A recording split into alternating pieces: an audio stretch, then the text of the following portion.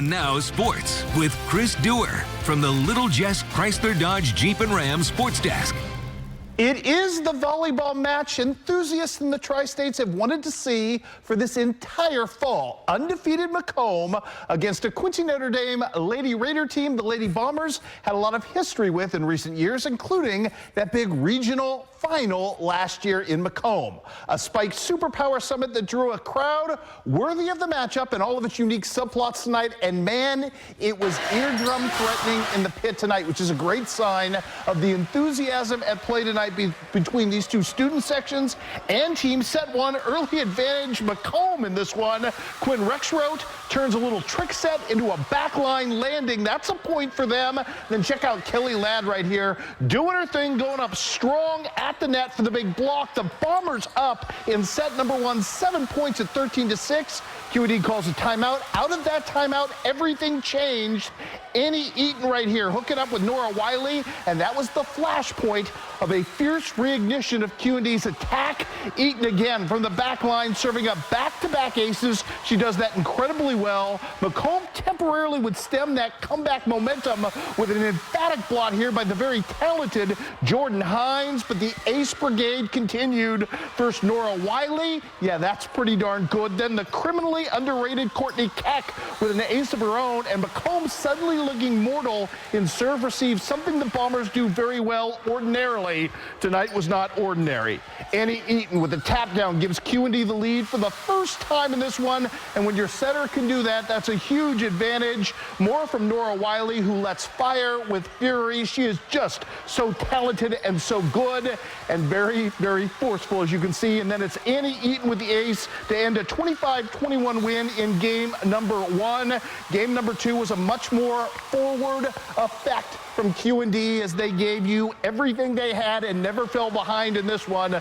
Starts with back-to-back Nora Wiley aces in this one, and yeah, I tell you what, everybody's serving up well in this one. How about a little Tristan Pieper as well off the Annie Eaton back set here to just kind of punctuate things as Quincy Notre Dame hands Macomb its first loss of the season, 25-21, 25-16, and we've got to credit Danielle White here for calling what must have been the timeout of the millennium to get her team back on track. We just told each other that we needed to stay calm and collected, and that we can't let the atmosphere affect our game, and that it was our game. And we just knew that we needed to play our game and just keep it together. I asked the girls, I said, when do we play our best? And they responded with when we're having fun. And I told them that, everything was in our favor tonight. We had the energy, we had, the momentum, and it was just have fun. Everybody else in here is having fun, why not us? And so Nora Wiley came out of that timeout, put the ball down, we started to have fun, and that's, I think, what took off. We came back out of that timeout, and I got a kill, and that energy continued down the game, and we left with a win.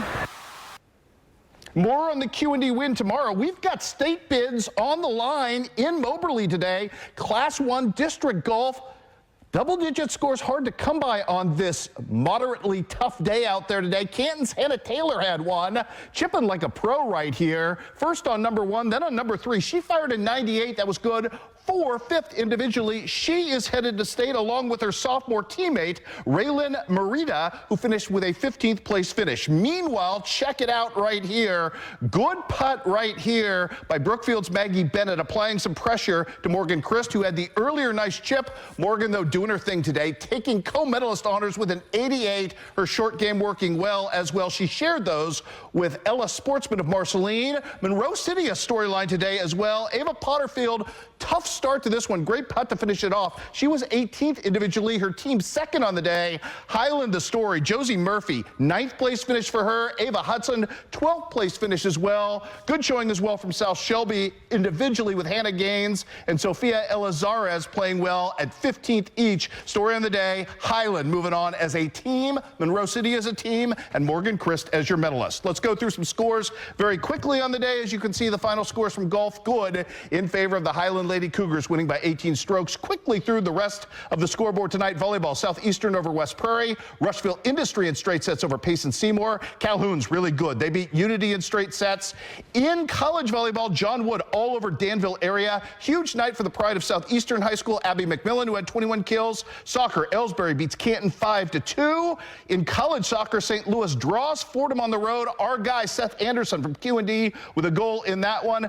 Little softball for you. Salisbury knocks off North Shelby despite Eddie Allmeyer's 6th home run of the season. And it was Mexico beating Hannibal. 9-1 was your final on senior night in America's hometown. Good basketball story about the future of the Pittsfield girls program coming your way tomorrow night at 6. I will see you then.